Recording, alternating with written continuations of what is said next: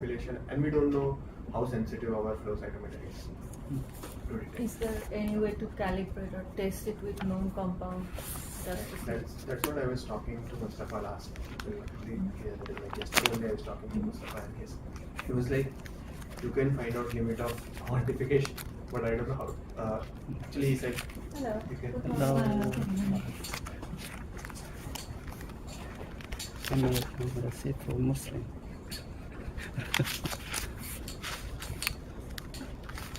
How's everyone? Good, good. How are you? Okay. Hang in there. Oops.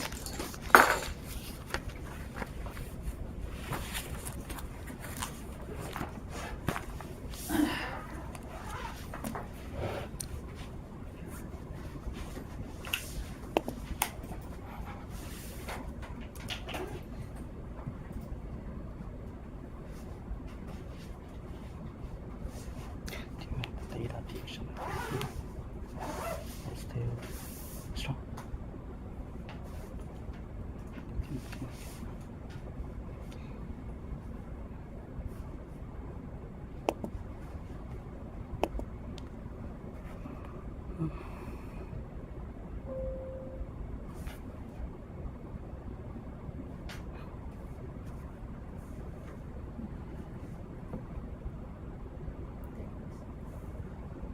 Yeah, Zoom. I forgot. I keep forgetting about TikTok.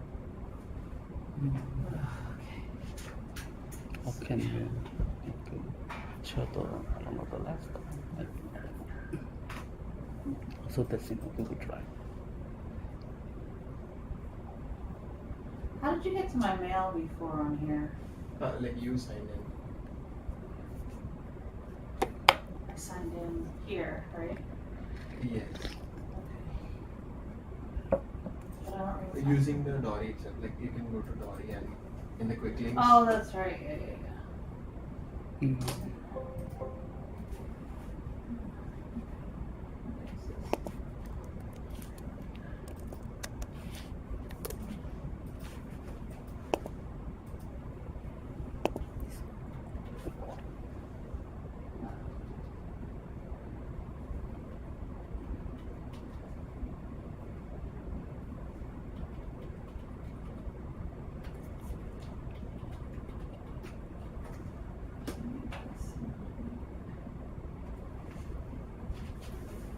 Duo.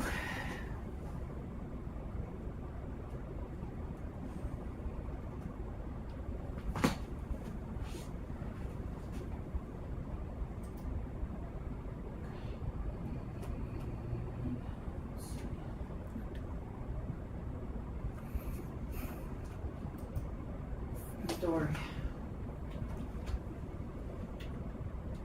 She's putting this prepare. Maybe this one.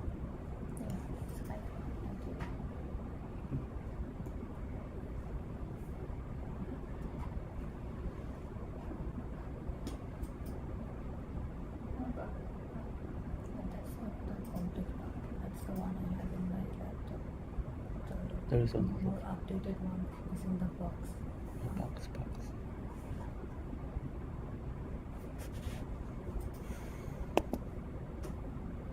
How I can have the access? I shared you the Excel file The email? Monday or Tuesday Really? with Miguel again. I didn't get.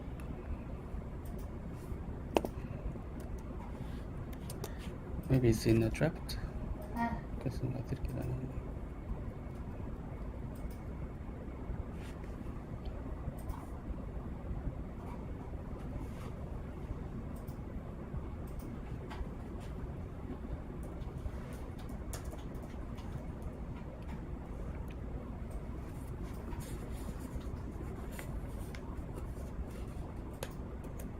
So I had to go to box. I didn't go box. So there must be on the box.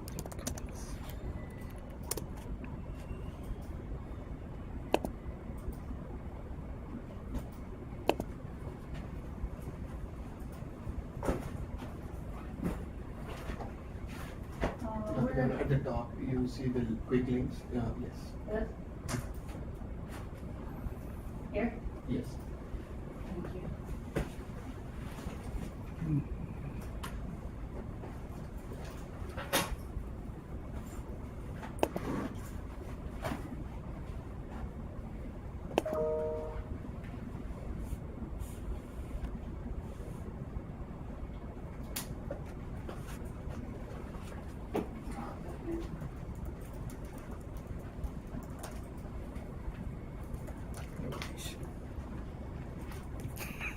I made a simple.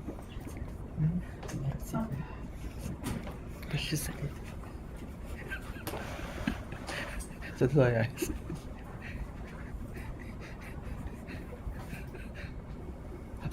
I. Oh, this one is popping up here. Yes, Muslim.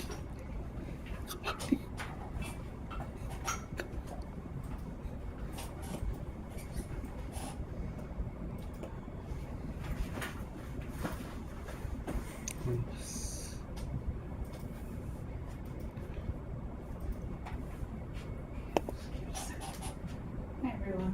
Hello.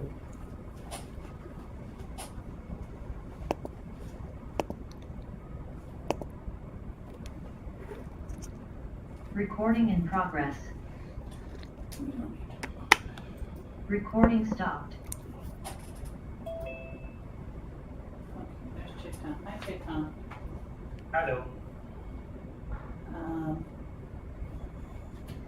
Okay, so before we get started, is it time? 9-1. Yeah, 9:01. Yeah.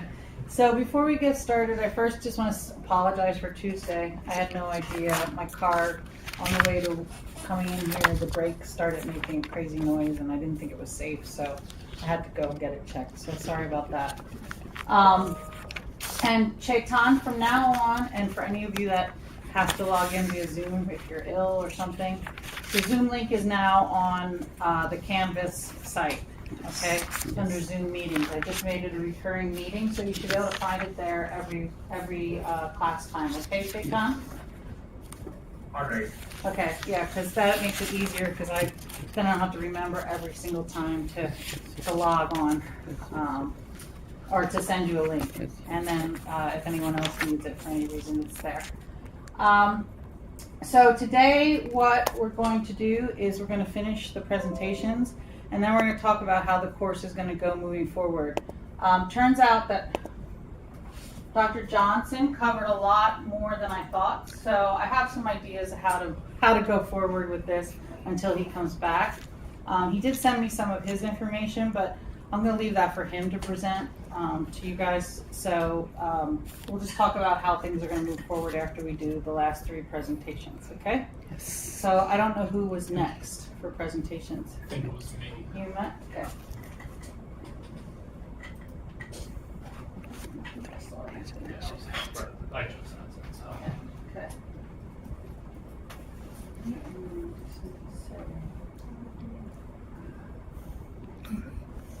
The share screen.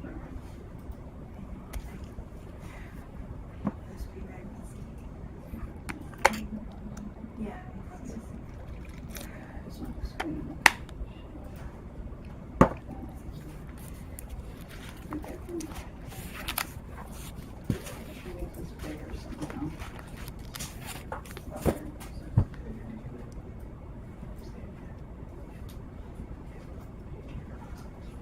Okay. It's fine. Alright. Hi everyone. So I'm presenting the transmembrane enzymes part of the different drug mechanisms that we're showing. So the drug that I chose to talk about was imatinib, which is a small molecule targeted neoplastic agent. There's quite a few different indications for it. The primary indication, I would say, from what I found, was chronic myeloid leukemia. I'm going to go over that mechanism in depth, but it's used for other different types of cancers like dermatofibrosarcoma, desmoid tumors, as well as like other types of leukemia. So I'm going to go over the background, the mechanism of action of imatinib in chronic myeloid leukemia. But first, I was just going to go over some like background. So CML, it's characterized by excessive proliferation of stem cells of myeloid origin or lineage. And what's really important about the mechanism of action of imatinib in CML is that the hallmark sign of CML is the presence of something called the Philadelphia chromosome. So basically with that chromosome mutation, it results in the formation of a BCR-ABL fusion protein, which has enhanced tyrosine kinase activity. So I'm just going to briefly go over like the normal pathway of receptor tyrosine kinases. So the receptor gets activated, it dimerizes, phosphorylates, recruits adapter proteins, which activates the RAS. RAS then activates MAP kinase, which activates MAP kinase, and then activates MAP kinase. That leads to downstream effects of, MAP kinase then targets things like transcription factors and whatnot. And basically, at the end of the day, DNA gets transcripted and it increases cell proliferation and inhibits apoptosis. Now, if the receptor tyrosine kinase is that BCR-ABL fusion protein, that has enhanced activity. So really what you're going to see is more cell proliferation and more inhibition of apoptosis, which probably not a good thing. No, not That's And so how imatinib works, I have it just like as a small triangle here. It actually binds to the it competes with ATP in the kinase domain of the receptor. And whenever it competes with ATP, the receptor cannot, whenever it dimerizes, cannot phosphorylate. And so if it's not phosphorylated, it can't recruit the adapter proteins, which then won't recruit and activate RAS. Then MAP kinase won't activate MAP kinase, won't activate MAP kinase. DNA is not transcripted, and so eventually you're not going to have as much cell proliferation and is it disinhibition of apoptosis? I'm saying that correctly. Yeah. And so that's going to be where you get your therapeutic effect for this drug. As you can see, it starts at the receptor and then it just winds up like the whole cascade. So the paper that I actually read and submitted is simply titled Pharmacology of Imatinib. It only very briefly talked about the chronic myeloid leukemia and its action.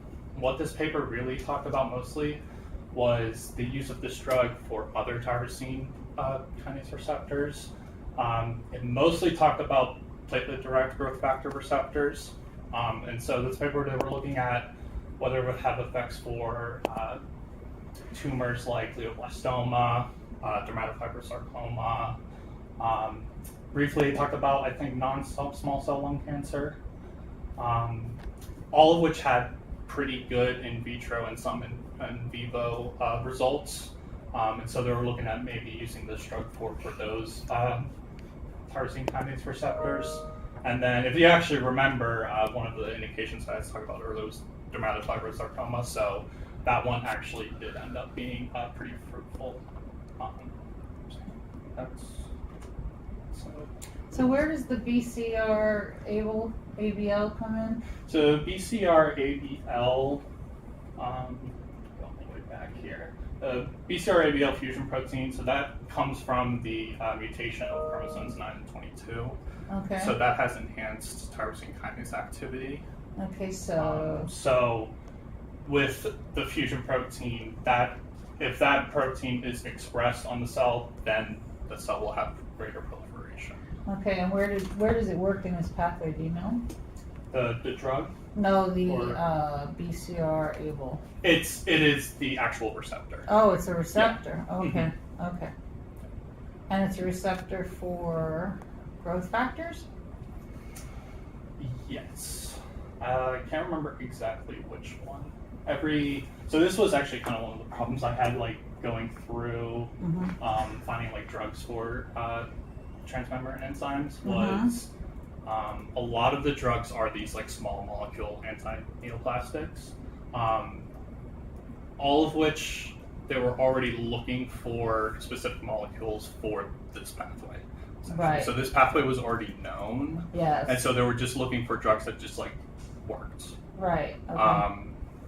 So whenever I read a few other papers just trying to find like a better explanation, but it was very much this drug was developed for CML, and Okay. so everyone already knew about this receptor. the Yeah, BCA right, receptor. right. So everyone just like said it, and then that was all that was Yeah. talked about Right. for Yeah. it. So I'm just trying to see more about it.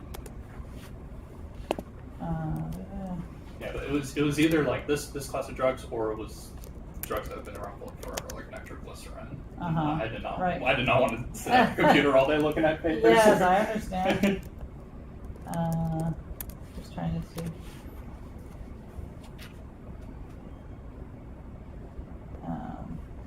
Is there tyrosine protein transcript?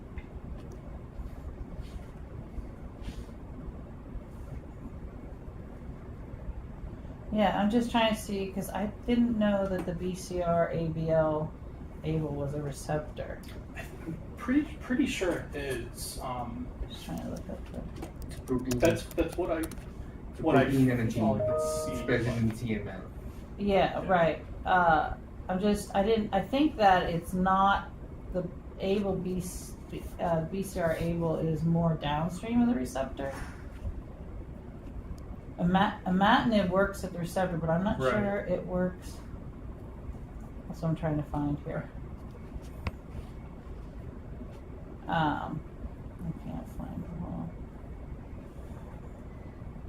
If it is more downstream, though, how would a drug at the receptor? Well, the affect drug. Then hold on.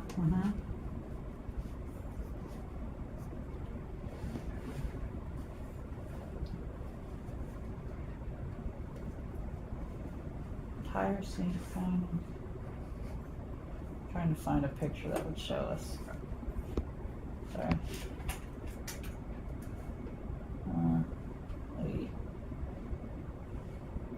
Yeah, so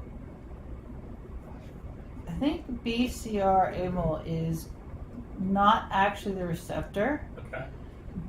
but it seems like it Tyrosine kinase.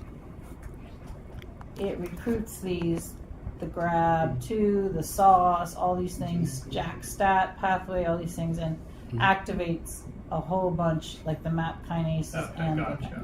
It's But- more like an adapter protein. right, Okay. yeah, and then I think That makes sense then. imatinib mechanism. Action, hold on. Directly inhibits the constitutive tyrosine kinase and the transfer of phosphate to trace on the purchase of the drug. Okay, hold on. Gleevec. It's called Gleevec. Yes. Gleevec. Yes.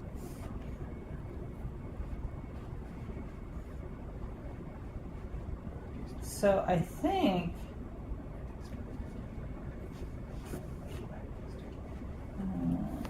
it looks like imatinib works downstream from the receptor.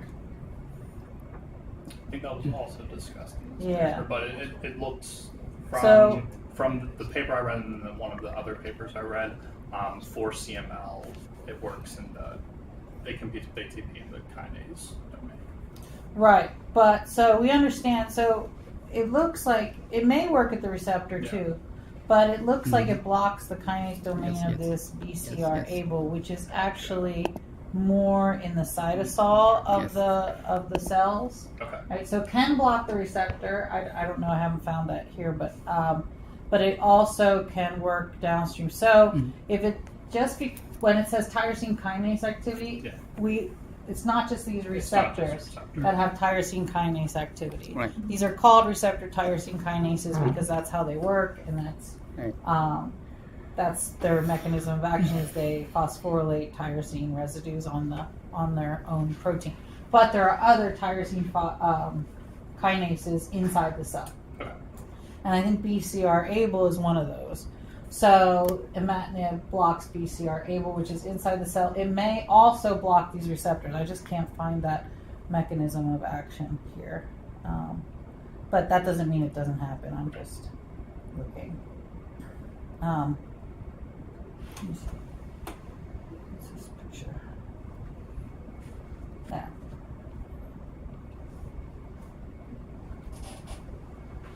Yes, imatinib also blocks. So it blocks the in this figure I'm finding, it blocks not only the BCR-ABL but the receptor tyrosine kinase that it blocks is the PDGFR, which is platelet-derived growth factor receptor, and that can stimulate all these pathways. So it works both. It works at the receptor and it works at the protein that's inside the cell, the BCR-ABL. Got it. Right? Yeah. Does everyone understand that? Yes. Yes? So these drugs should have a lot of off-target activity. Like Probably, yes, it may.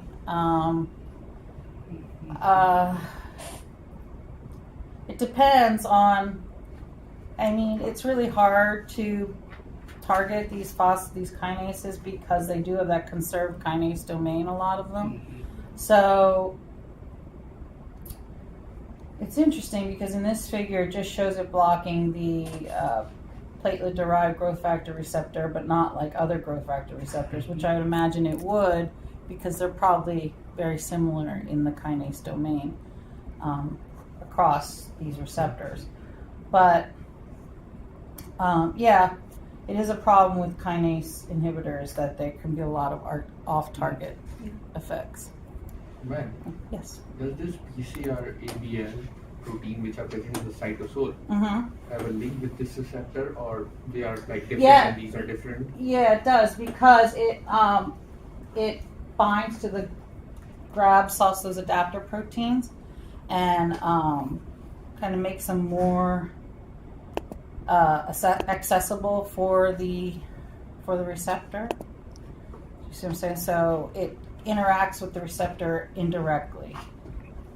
Not from the outside, but from the inside. From the inside, that's correct. That's what I'm seeing here. I mean, I'm just looking this up right now. So, hold on, let me see if it shows it here.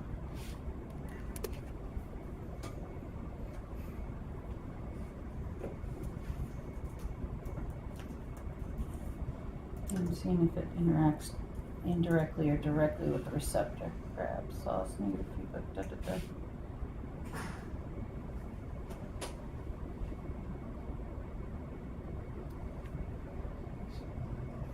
Just give me a second here.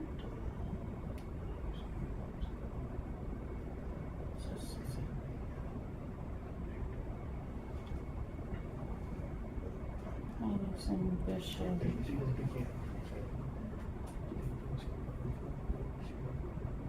Translation.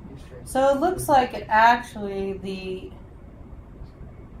BC. Let me go back to the BCR-ABL.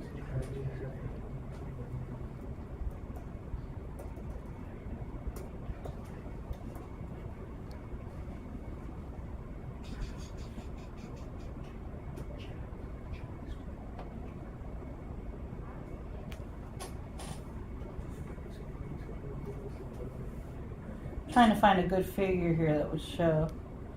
So it actually, no, it looks like the BCR-ABL more doesn't interact directly with the receptor. I'm sorry, no.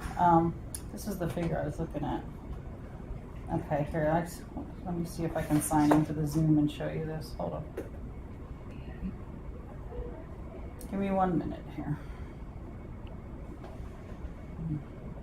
So on top of everything else I have going on, I was cleaning up at a volleyball tournament the other day, and the ref stand, it's hard to explain. You have to pull it down and get it on its wheels, like sideways, and it has this bar across it. And when I pulled it down, I right into my nose. I don't know if you can see. It's like so I have to go to urgent care afterwards because it's starting to affect my vision.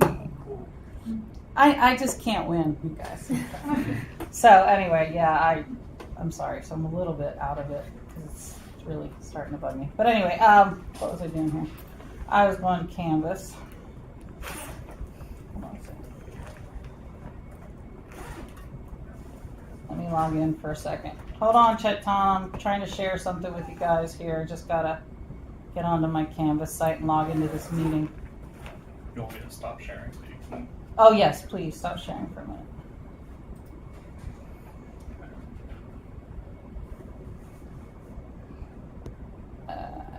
This probably explains why we don't really talk too much about the small molecules in oncology. Yeah, Because they just they're not. Yeah, they're very much just like they kind of work here and then Yes, and then no, it's like don't worry about it. there's not a lot. I mean, chemotherapy is still, especially for a lot of cancers, is still the the main. Right. Yeah, it's very much just like the chemo options and the monoclonal antibodies that Right. we talk about. Exactly. Okay, so here we go. Share content. So this is what I was looking at.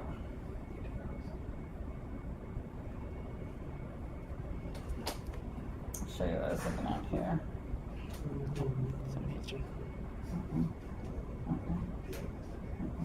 This figure here.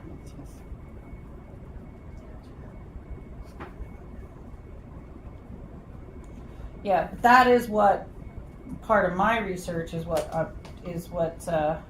I'm trying to do is find small molecule targets for cancers, breast cancers.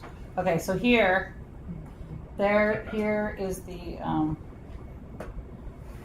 there's the BCR able in the middle, right? Mhm. So it basically binds. It looks like all those adapter proteins, and then that directly activates the G protein RAF, then goes to MEK, right? Got it. And then downstream. So it doesn't directly interact with the receptor, but the imatinib does. It blocks at the receptor. Right. I don't know that it blocks. I haven't found anything to show that it blocks the BCR-able tyrosine kinase. Okay. Okay, I don't know, but is that what you found? That's what I found Okay, let me see again. in these papers, but they are quite old, so they just could have been. Yeah, no. Okay. Oh, wait, here. Okay, yeah, so it does. So it looks like it interacts with. Oh, yeah, where's that figure I had? No, I had a different one. Oh. Okay, hold on. How do you spell it?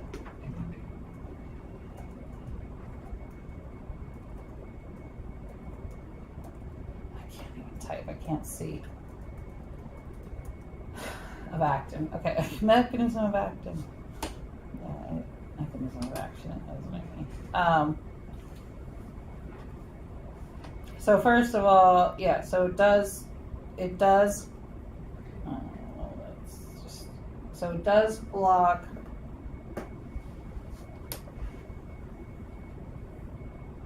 There's that kinase that's in the cytosol, right? So the substrates are those adapter proteins that then, go on to activate RAS and RAF. So here's where imatinib binds right there to the kinase domain of BCR-ABL. So this is one mechanism, but I also did find where it inhibits the receptor, the platelet-derived growth factor receptor, and I'm going to just see where I saw that.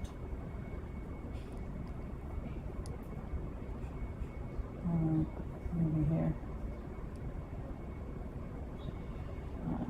Oh yeah, here. So here we can see, so that in addition to binding to that cytosolic protein, it also, here the BCR-ABL, right? There it is again. It can bind right into that pocket, that ATP binding pocket, so that they can't phosphorylate the substrate, right? So that's the one, and then the other one. Okay. And here, it also binds, there it is, to that tyrosine kinase receptor down in the bottom right-hand corner. You see it there? Oops. Yeah. There. See how it also binds to the tyrosine kinases on the enzyme-linked or kinase-linked recepers. So it does both. Okay? So I just want you to be clear, though, BCR-ABL is not the receptor, right? Yeah. Is everyone clear on that? Yes. So the receptors are the growth factor receptors. BCR-ABL is in the cytoplasm. So how is it targeting BCR-ABL? You said, can you Oh, repeat yeah, that? yeah. Right here. The Oh, it's coming home. Tell me it stopped. so the ATP.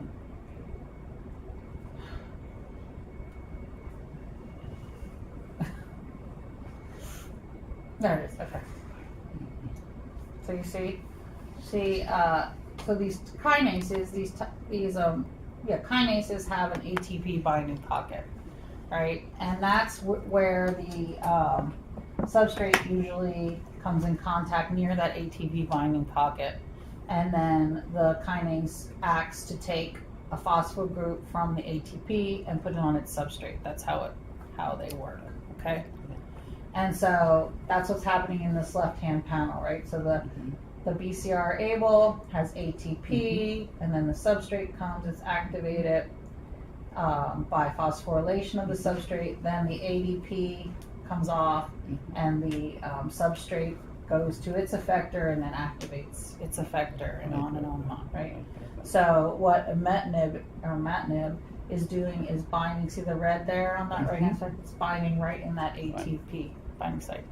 So we call those type 1 kinase inhibitors. The type 1 kinase inhibitors are the ones that bind to the ATP pocket. So prevent ATP from binding so that the phosphorylation from the ATP to the substrate cannot occur. Right? See that tyrosine is not phosphorylated on the right there. Here on the left it is phosphorylated. Does everyone see that? Yep.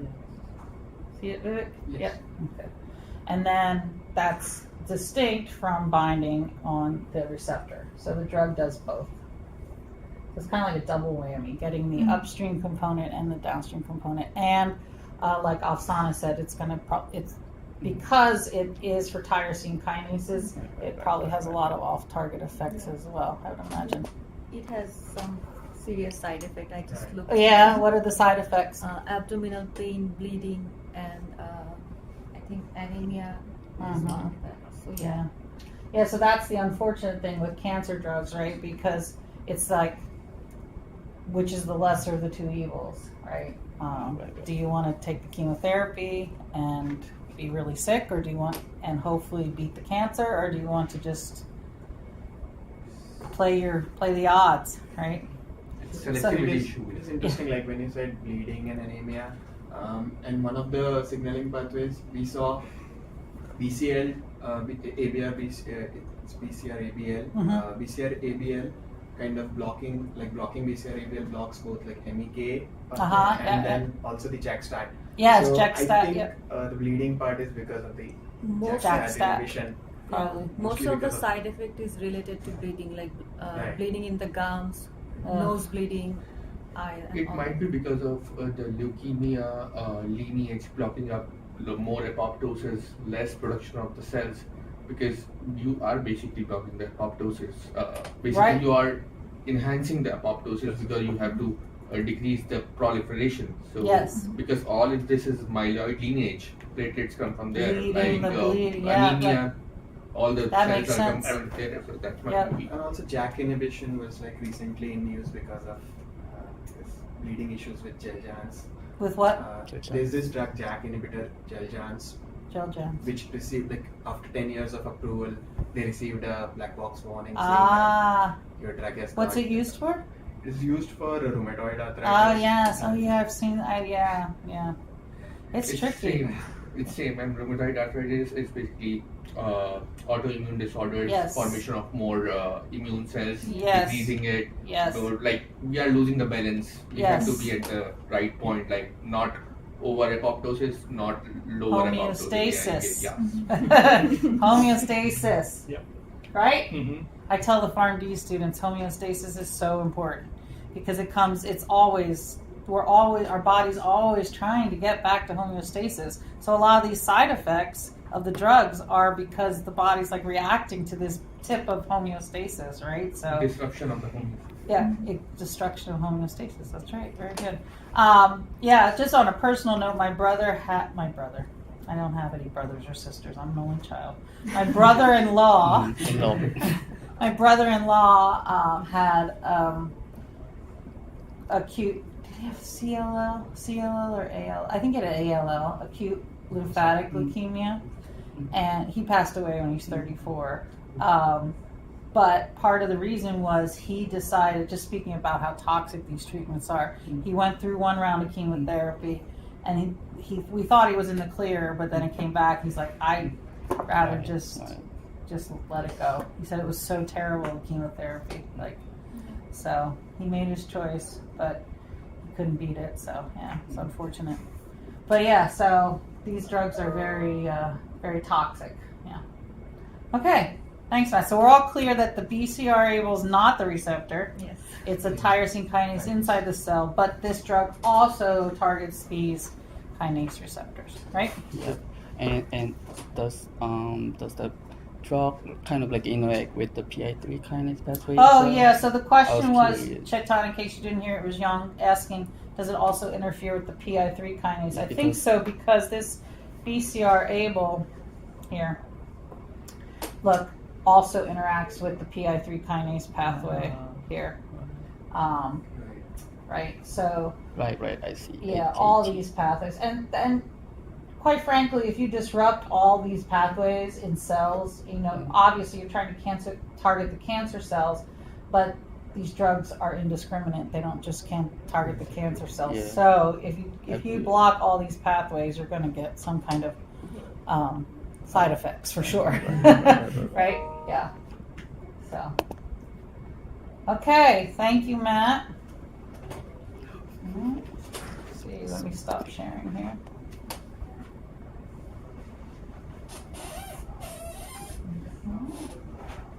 And then you can go to my mail. I'll search for Vivek. Who knows what's in my mail? Huh. Seriously. I have. Do you see all these mails? Like, oh, there's the Bollywood movie I need to watch. You sent that to me. You sent that to me a while ago. I kept Isn't it that because the I want to movie? remember. Isn't it the movie? Yeah. I still have the final assignments in there. Look at that. I got it. I have I think there's 100,000 emails in this. I'm not kidding. That's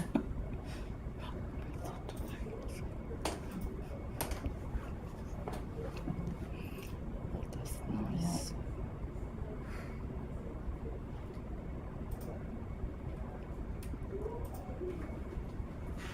Fancy. You move that out the. Oh, if you do start, yeah, and then move that out of the way. There you go. All right. Oh. That's interesting. There you go. Okay. Chetan, can you see my screen? Yes, I can. Thank you. So I was actually really happy to get the fourth type of receptor, which is the receptors with non-enzymatic, like intrinsic non-enzymatic role. The only reason is there were two reasons basically. First is because the because of my interest in immunology, Yeah. and second is because this particular drug, I have been following this drug since my Novartis days. This drug was my competitor product. You're what? Competitor. Competitor product. Ah. So Novartis had a Origin. competitor product. We were competitors to AstraZeneca. Ah, So the fourth type of receptor that I'll be dealing with today is the receptors who do not have intrinsic enzymatic activity. So the receptor that I have chosen is the interferon, type 1 interferon receptors. And anifrolumab is the recently approved drug that acts on this receptor and blocks it. So what is anifrolumab? Anifrolumab is a monoclonal antibody that binds to type 1 interferon receptors, and it was recently approved by the US FDA for the treatment of systemic lupus erythematosus. The disease is an autoimmune disease, mostly prevalent in women of childbearing age, and it's marketed under the brand name like Cefnee. I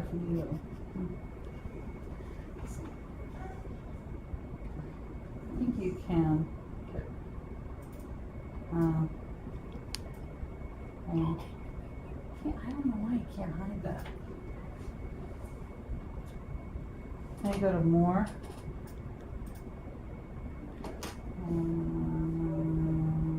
Hide You see, oh, hide, floating meeting or something. hide floating There might be media. something. That one. Yeah, there you go. Yeah. So, yeah.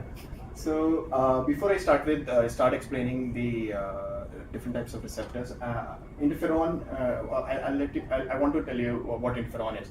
Interferon is a signaling protein, and there are like several types, and they act as ligand on different types of receptors.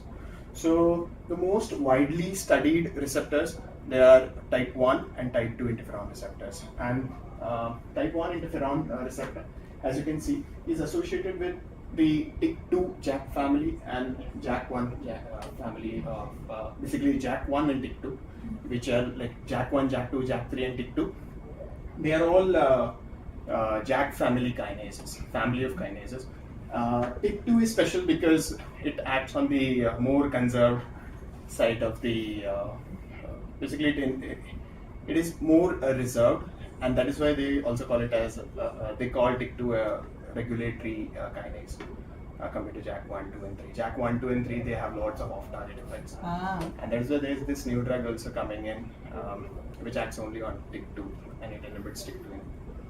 Yeah, but then. And so if you inhibit TYK2, is that to increase the specificity of the drug? Yes. Okay. So it has all the outcomes of JAK1, 2, 3 inhibition, but since it binds on the allosteric side, and it is more they call it more conserved portion of the JAK family of kinases. Okay.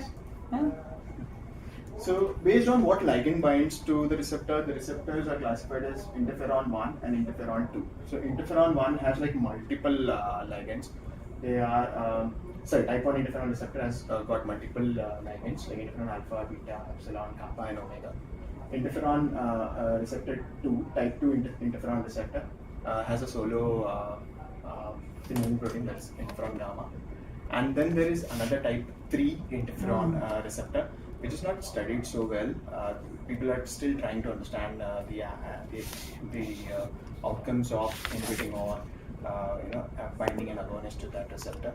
It's called interferon receptor 3, and the ligand that binds to that receptor is interferon lambda. Interesting. So today I'll just focus on the type 1 interferon receptor. As I said, this receptor is associated with TYK2 and JAK1. Likewise, type 2 is associated with JAK1 and JAK2. So they're made up of two subunits.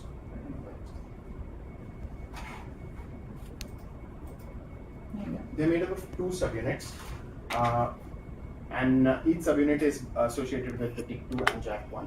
And when the interferon binds to the type 1 interferon, say for example interferon alpha binds to type 1 interferon receptor, it phosphorylates the TYK2 and the JAK domains. They phosphorylate the tyrosine residues on either STAT1 or STAT2, which then come together like the dimerides.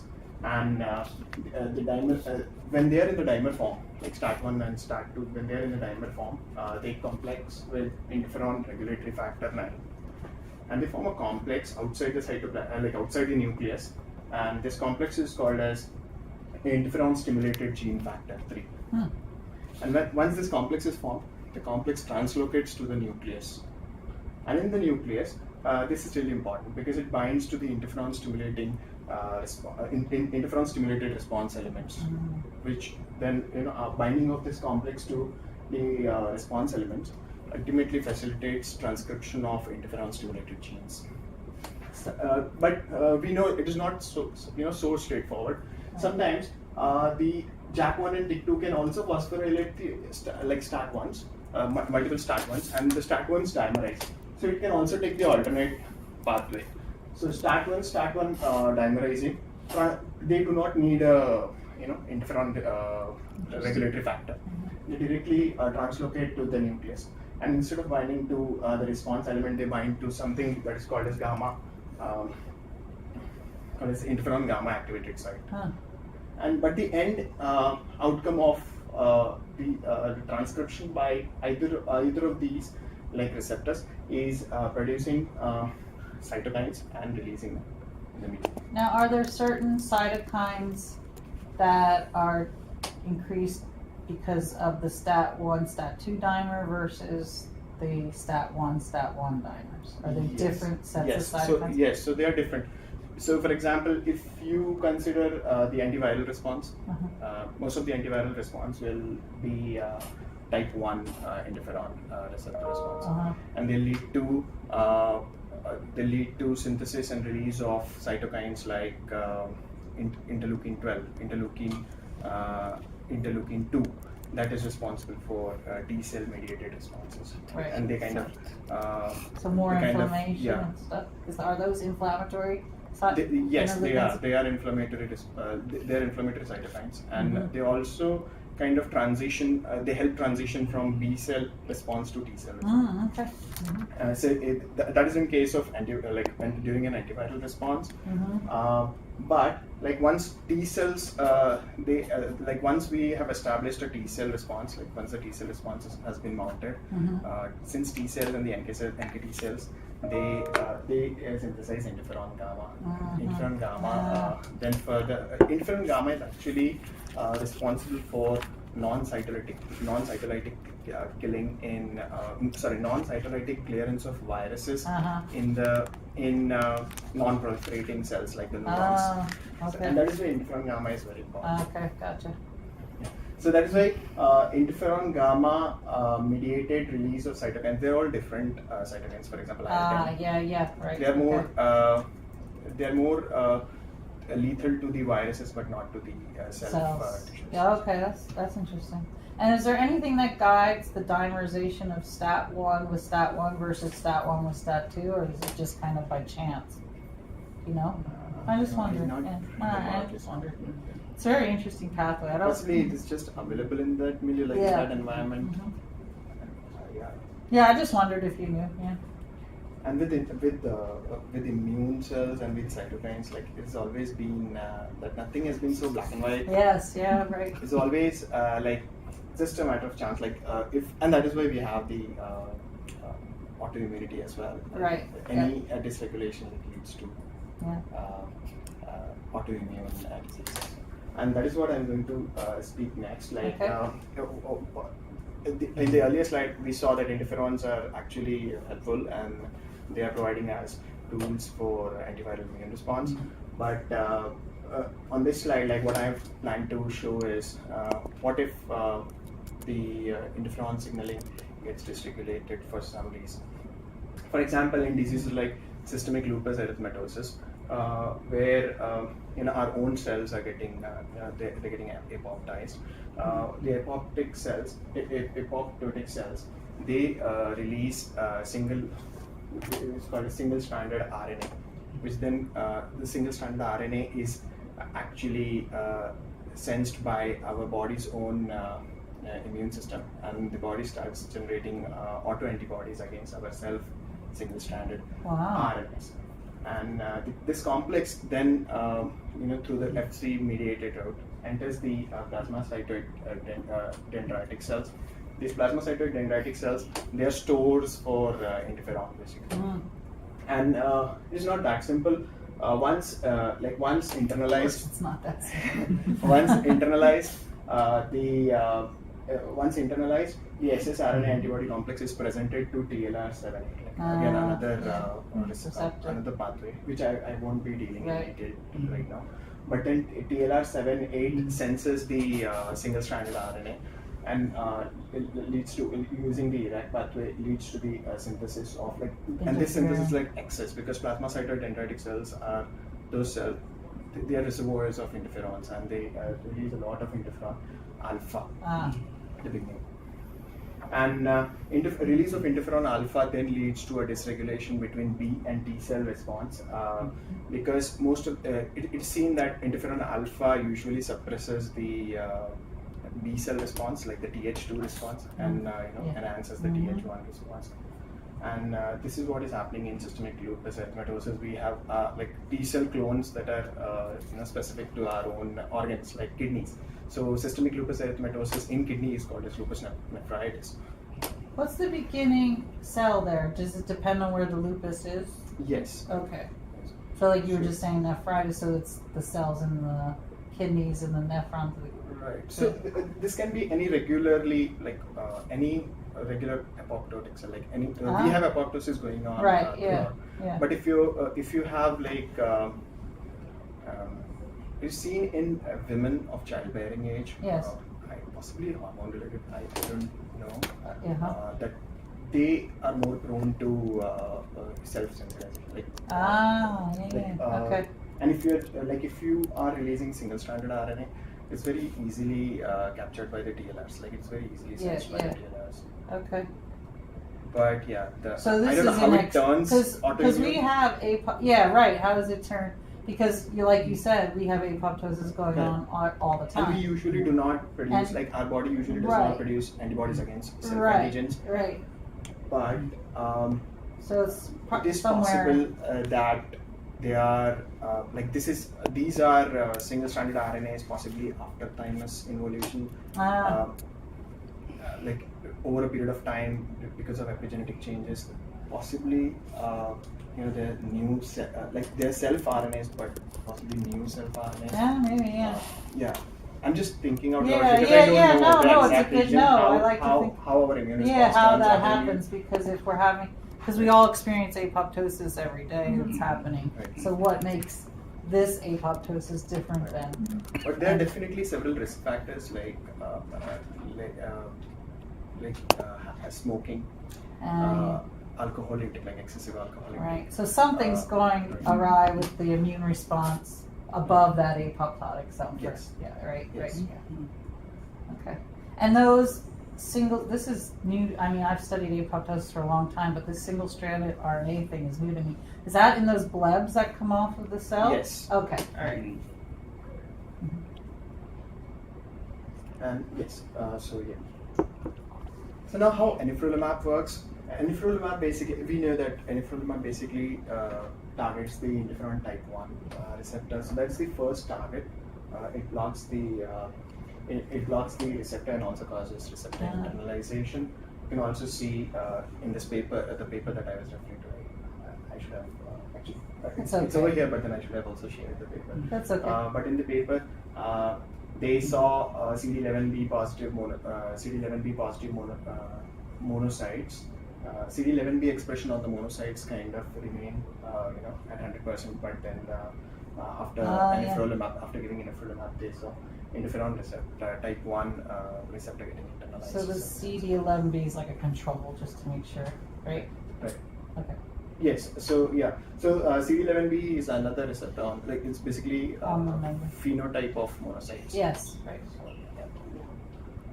And then second, they internally they also inhibit STAT phosphorylation, which was shown by immunoblotting. And then they also inhibit the response element activity.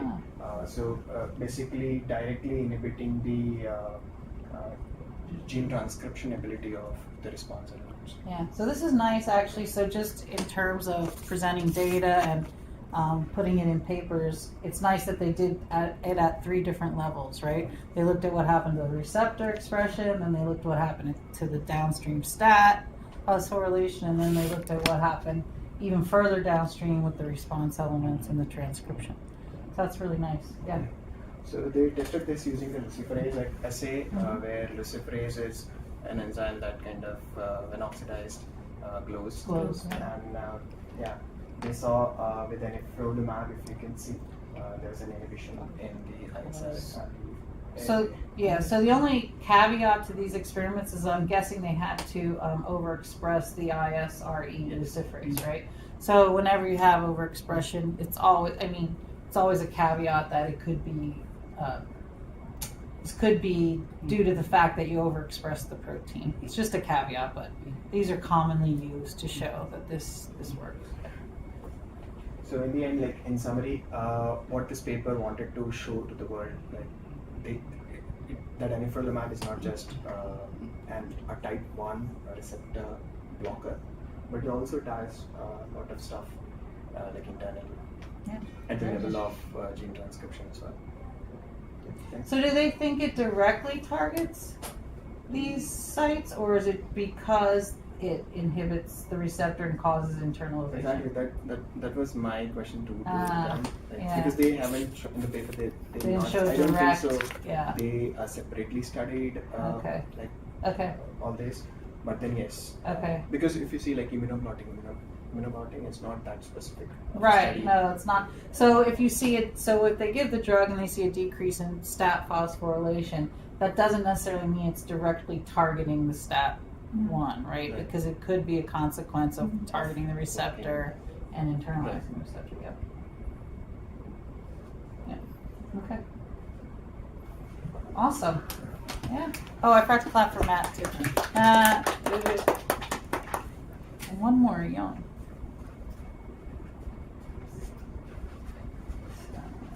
Search for your name up there.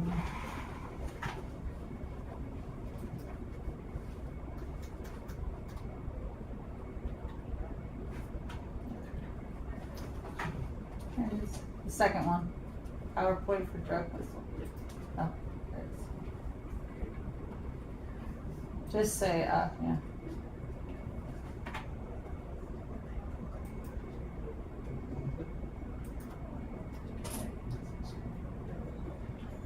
Okay. Hi, Chetan. Can you hear me? Can you see the slide? Yeah, I can hear you. Maybe talk a little louder, young. Okay. Shout. Hello, everyone. Nice to see you again. Hi, young. Yeah. So I'm gonna present about the nuclear receptor, and there are many kinds of like examples, but I try to focus on some like very like important, also like typical example in our daily life, which is pipa gamma agonist. I'm gonna talk about today. So, what is nuclear receptor? So it all matters with the it interacts with the DNA, the gene, by through the response element. So before we move into the detail, I'm gonna explain the basic concept. So when you first see the nuclear receptor, then it could be like a very promising for the drug target later on that I'm gonna talk about. Then the one example of this pipa gamma has it involves very important like a bio process, mostly like a fat metabolism, also also glucose metabolism as well. And then this kind of pathway is quite like relatively new. So they discover like I think like starting early like 90s, and then they found like agonists, and then they even did research, and then they found this drug can be like helpful for the type 2 diabetes. So that's what I'm going to talk about. Then the basic mechanism of this nuclear receptor is as we can see here. So there is natural ligand for this nuclear receptor. So for example, like the pipa gamma. So for example, like let's say like omega-3. This could be like a natural ligand. Or there is one example in the paper. So there is natural ligand, and then there are another part like a synthetic ligand, like losiglutathione or pioglitazone. So it could be like bind to the is PPAR gamma receptor. So that synthetic ligand can bind. When they bind to the DNA response element, they kind of bind like they make like a heterodimer, which is this one is retinoid X receptor. So they kind of bind with their partner, and then at the response element, then further they make transcription further down. So these are no major two isoform, and there is another type, probably like a pipa gamma type 3, but this paper was mainly focused on the 1 and 2. And when we actually did our research, we could find like two isoforms as well in Western blot. So the difference between pipa gamma isoform 1 and 2 is, as we can see, different lengths, but their domain is quite similar. So if we dig into the function of this domain, so they have like several domains, as we can see here. So the first one is activation function 1 or 8, and then right next, right adjacent domain is AB domain, and then it is for the ligand independent activation, and then the right next to this domain, there is DNA binding domain on the third row. Are you following? Yep, Chetan? yep. Yeah, oh, Chetan, are you following? Yeah. Okay, good. So yeah, so this DNA binding domain is probably as we saw in the previous slide, that will integrate the DNA response element, right? Yes. And then the next one is hinge. They could kind of give like a flexibility, but this is also important for the receptor dimerization. That is reported, and the most important part is ligand binding domain, which is the target of the drug or like a unnatural ligand. So the next part was ligand binding domain, then yes, then the last one was activation function 2 domain, which is very I would say like a versatile, like a ligand dependent or like a ligand dependent dimerization, or like a later on I'm gonna explain the actual mechanism which involves like a co-repressor or co-activator. So these are quite. Can you go back a slide a second, Sean? So when you're saying dimerization, Yes. the ligand binding domain and the AF2 domain that are Yes. important for that? Yes. I think. I want to go back. Oh, there. Do you mean dimerization with like the retinoid X receptor, or dimerization with itself? Do you know? I don't know. I mean, I just wondered. Yeah, that's okay. I just wondered if which it meant. So does the PPR gamma receptor dimerize I think like with itself? Does it? I think they only whenever I saw the paper, they only They had it with something else. Yes, Okay. exactly, only Okay. the most example was retinoid X receptor, Yeah, so I guess it's just the heterodimerization. Heterodimer. Yeah. Okay. Yes. And then these are the crystal logarithmic structure, and as we can see, this is very simplified version. So this column looks like it's all alpha helix, and then these are beta sheets, and then what they are claiming in the actual drug, they all it matters modulating the binding or stabilizing of certain portion of the alpha helix. So as we can see, so there is a ligand binding pocket, and this is kind of large.